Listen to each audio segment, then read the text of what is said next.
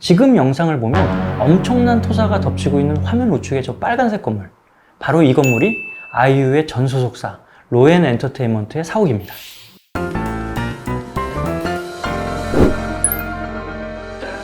자, 여러분 운칠기삼이란 사자성어 들어보셨죠? 세상의 운이 이제 7할이고 재주가 3할이다 뭐 이런 뜻인데요. 쉽게 얘기해서 인간사는 노력보다 운이다 뭐 이런 얘기죠. 다들 경험해 보셨겠지만 세폭 좋은 사람 실력으로 못 이기죠. 나보다 공부 안 하는 옆자리 걔가 성적이 더 좋은 것도 그렇고 유독 내가 승진이 늦은 이유죠. 바로 그 운 때문이죠. 근데 유독 나에게만 기적처럼 비껴가죠. 환장합니다. 자, 그렇다면 요즘 가장 핫한 가수 아이유에게는 어땠는지 궁금해졌어요. 오늘의 주제는 아이유의 운과 실력인데요. 대부분의 사람들이 아이유는 운보다는 실력으로 성공한 가수이다라는 얘기에 공감하실 겁니다.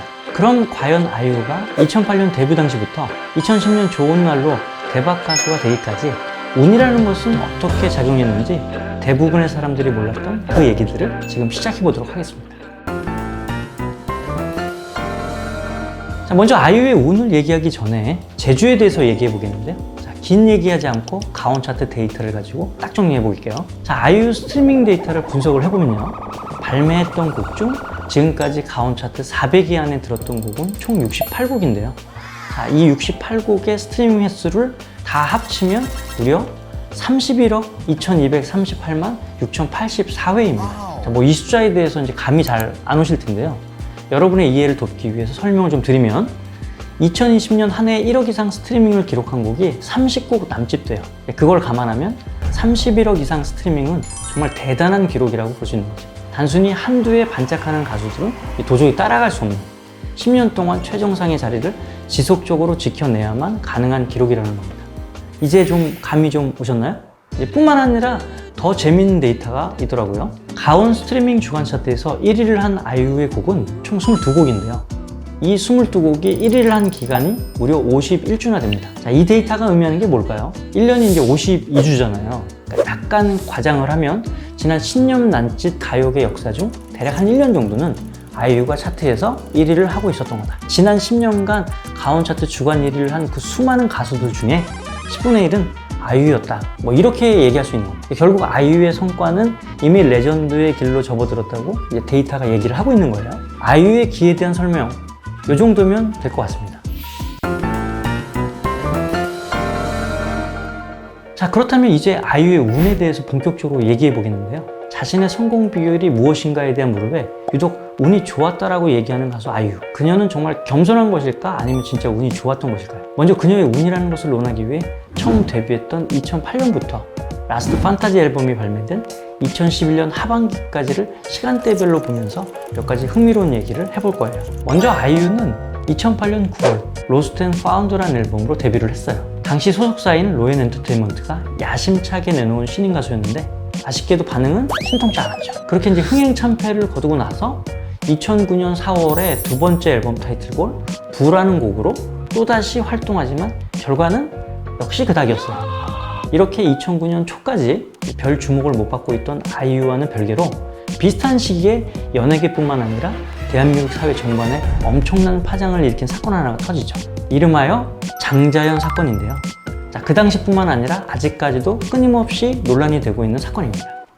자, 이 사건을 계기로 2009년 3월 공정거래위원회는 연예계 불공정 계약 관행에 대해 강도 높은 실태 점검을 하게 됐죠. 자, 이 당시 SM, JYP 등 10개의 연예 기획사는 204명의 연예인과 맺은 계약서를 자진 수정하기에 이르고 이후 공정위는 연예인 표준 계약서를 제정했는데 대부분의 연예 기획사들은 기존의 전속 계약서를 수정할 수밖에 없게 됩니다.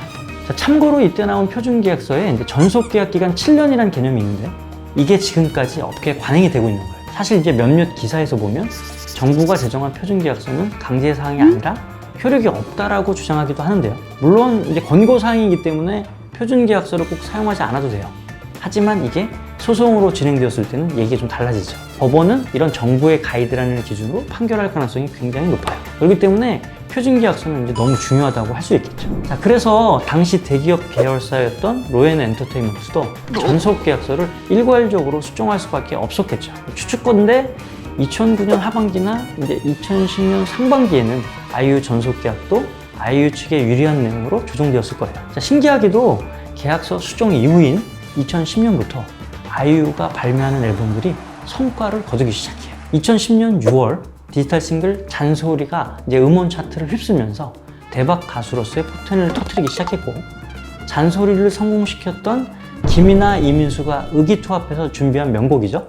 2010년 12월에 발표된 좋은 날로 가온 차트 5주 연속 1위라는 당시 최장기 연속 1위 기록을 세우면서 국민 여동생 아이유로 사랑을 받게 된 거죠. 그러면 전속계약서 수정하는 게 그렇게 어려운 일인가요?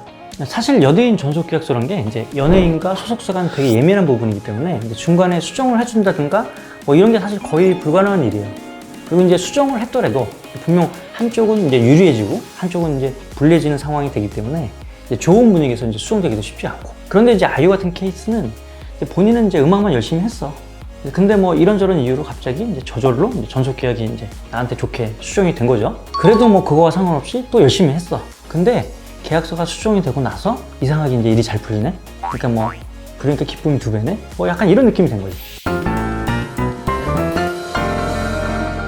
장자연 사건은 가슴 아픈 일이었지만 이제 나비 효과가 되어 아이유를 포함한 연예인들에게는 이제 선한 영향력을 끼쳤던 거죠.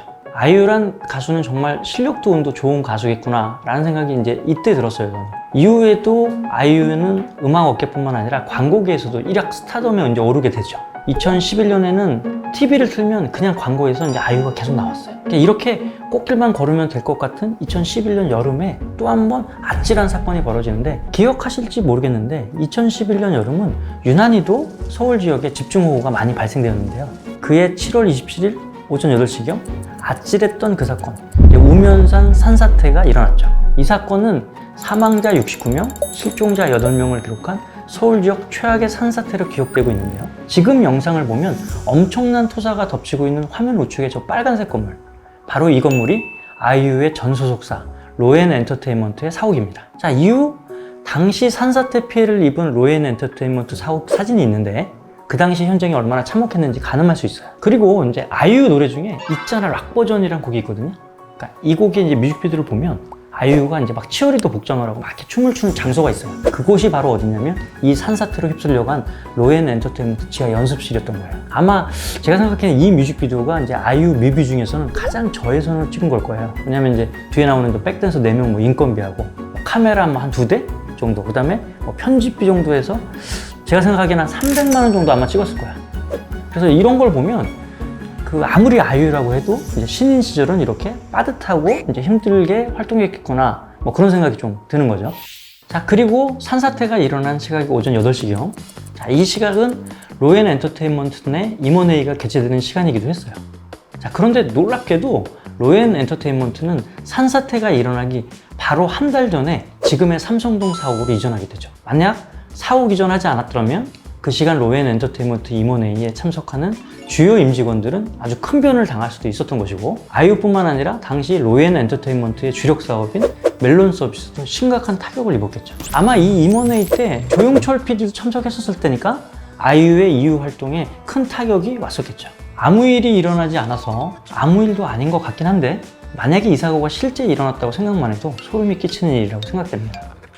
자, 이것 또한 아이유가 이제 운이 좋았지 않나 라는 생각을 해봐요. 아이유를 이렇게 보면 처음에는 이제 물론 자신도 이제 열심히 노력을 했겠지만 여러 행운들이 따라줬다고 생각이 좀 들어요. 좋은 협력자도 만나게 되고, 좋게 제도가 자연스럽게 개편되고, 죽을 고비도 넘기고, 그녀가 이제 늘 말하는 좋은 식구들과 함께 일해주는 그런 운들이 따랐다고 생각을 합니다.